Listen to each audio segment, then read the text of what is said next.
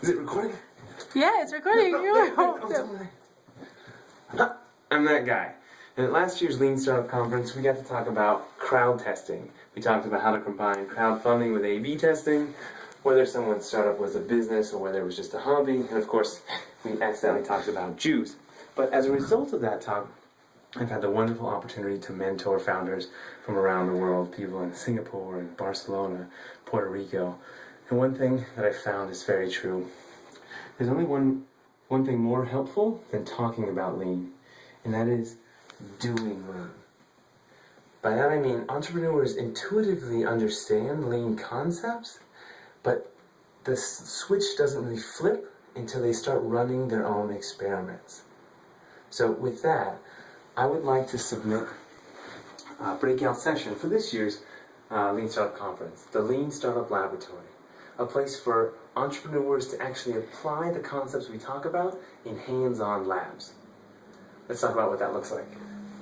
Mechanical Turk interviews. We're always telling entrepreneurs, get out of the building, talk to customers. But they're often faced with problems. They don't know how to find customers. They don't know what to ask them. They don't know how to ask them. By the end of this experiment, they will not only have scripts written, they will have great interviewing technique, they'll also be talking with live customers from Mechanical Turk. Number 2, cold email experiment. You've got a founder who's running a B2B business and wants to test the problem hypothesis. They're not sure how to do it. This is a great way to do it. We're going to show them how to write great subject lines, how to A/B test the content, and how to find anyone's email address who's on LinkedIn. Number 3, the price is wrong. This is where last year's talk, crowd testing, comes to life. Entrepreneurs will be able to fork the crowd testing code, tweak it for their own product, launch it, and start collecting pricing data. By the end of the day, they'll know the right price for their product before they've built it. Finally, what's in a name?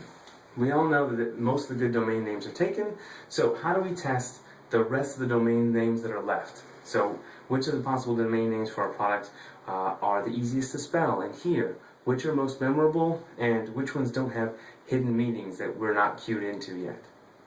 So these are all experiments that I've run for myself, and they're really helpful for entrepreneurs to actually understand how this works.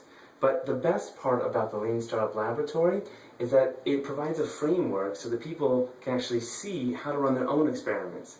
Basically, we're modeling for them so when they leave, they can actually do these experiments on their own.